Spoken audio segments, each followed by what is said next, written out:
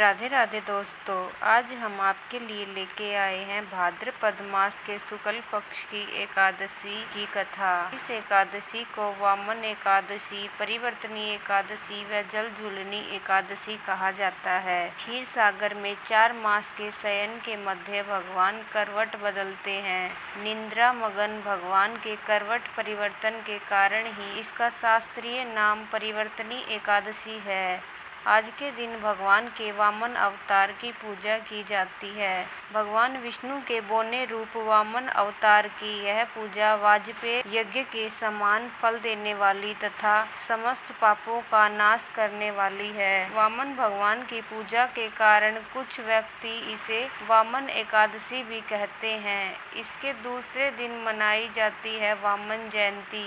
आइए आपको इसकी कथा सुनाते हैं, जो इस प्रकार है। धर्मराज युधिष्ठिर ने कहा, हे माधव, भाद्रपद मास के शुक्ल पक्ष की एकादशी का नाम, विधि विधान तथा महात्म्य विस्तार पूर्वक जानने की मेरी अभिलाषा है। कृपया करके इसके बारे में मुझे बतलाइए। श्री कृष्ण भगवान ने कहा, हे राजन, सब पापों को नष्ट करने वाली और स्वर्ग प्रदायक उत्तम वामन एकादशी का महात्म्य मैं तुम्हें कहता हूँ। ध्यान पूर्वक सुनो। यह एकादशी जयंती एकादशी भी कहलाती है। इसका व्रत करने से वाजपेय यज्ञ का फल प्राप्त होता है। पापियों के पाप का नाश करने के लिए इससे बढ़कर अन्य कोई उपाय नहीं है। जो मनुष्य इस एकादशी के दिन मेरे वामन रूप की पूजा करता है, वह तीनों लोकों की पूजा कर लेता है। मोक्ष की इच्छा रखने वाले मनुष्य इस व्रत को अवश्य करें। जो कमल नयन भगवान का कमल से पूजन करते हैं, वह अवश्य भगवान के समीप जाते हैं। जो भाद्रपद शुक्ला एकादशी को व्रत और पूजन करता है, उसे ब्रह्मा और विष्णु सहित तीनों लोकों का पूजन करने का पुण्य फल प्राप्त होता है। सभी को इस परिवर्तनी एकादशी का व्रत अवश्य करना चाहिए, क्योंकि इस दिन भगवान विष्णु क्षीर सागर में अपने 4 माह के शयन के मध्य करवट बदलते हैं। भगवान के ये वचन सुनकर युधिष्ठिर बोले, हे भगवान, मुझे अति जिज्ञासा हो रही है कि संपूर्ण सृष्टि का संचालन करते हुए आप किस प्रकार सोते हैं और करवट लेते हैं। किस प्रकार राजा बलि को आपने वचन में बांधा और वामन रूप रखकर क्या क्या लीलाएं की। आपके करवट बदलने के उपलक्ष्य में हमको क्या करना चाहिए, यह बातें आप विस्तार पूर्वक मुझसे कहिए। श्री कृष्ण ने कहा, हे राजन, अब आप सब पापों को नष्ट करने वाली इस कथा को ध्यान पूर्वक सुनिए। त्रेता युग में बलि नामक एक दैत्य मेरा परम भक्त, अत्यंत दानी, सत्यवादी तथा ब्राह्मणों का सेवक था। यज्ञों के प्रभाव से उसमें इंद्रादिक सब देवताओं को जीत लिया। अब तो उसने देवलोक पर अपनी अधिपति जमाकर सभी देवताओं को स्वर्ग से भगा दिया और संपूर्ण लोकों का स्वामी बन गया। आकाश, पाताल और पृथ्वी तीनों ही लोक उसके अधीन हो गए। तब देव ऋषियों सहित इंद्रादि सब देवता भगवान के पास जाकर उनका पूजन और स्तुति करने लगे।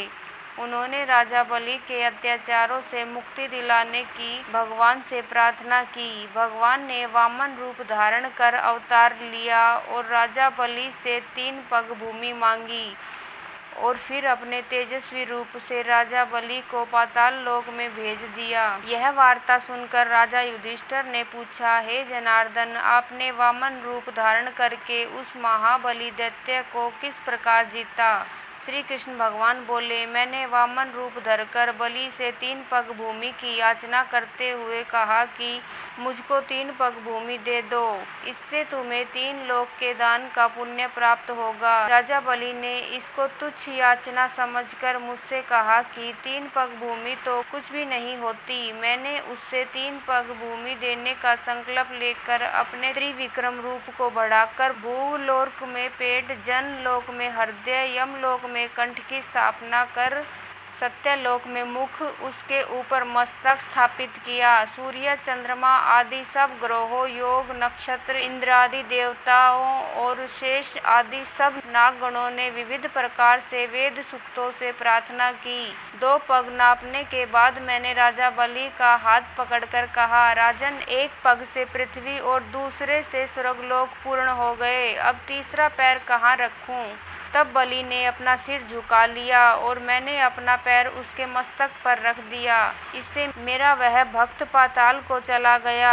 उसकी विनती और नम्रता को देखकर मैंने कहा, हे बलि, मैं सदैव तुम्हारे निकट ही रहूंगा। विरोचन के पुत्र बलि के कहने पर वहां पर भाद्रपद शुक्ला परिवर्तनी एकादशी के दिन बलि के आश्रम पर मेरी मूर्ति स्थापित हुई और दूसरी क्षीर सागर में शेषनाग की पीठ पर हुई।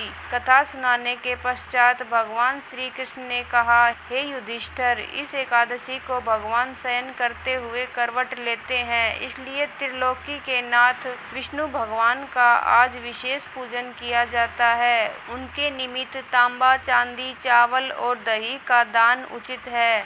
रात्रि को जागरण अवश्य करना चाहिए। जो इस प्रकार व्रत करते हैं वे सब पापों से मुक्त होकर स्वर्गलोक को जाते हैं। उनका चंद्रमा के समान निर्मल यश संसार में फैलता है। जो पापों को नष्ट करने वाली इस कथा को पढ़ते अथवा सुनते हैं उसको भी अश्वमेघ यज्ञ का फल मिलता है।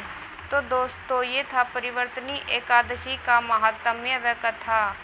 यदि आपको पसंद आया हो तो कमेंट में लिखकर अवश्य बताएं और मेरे चैनल को सब्सक्राइब कर लें ताकि आपको आने वाली हर कहानी की जानकारी प्राप्त हो। धन्यवाद दोस्तों, कहानी सुनने के लिए।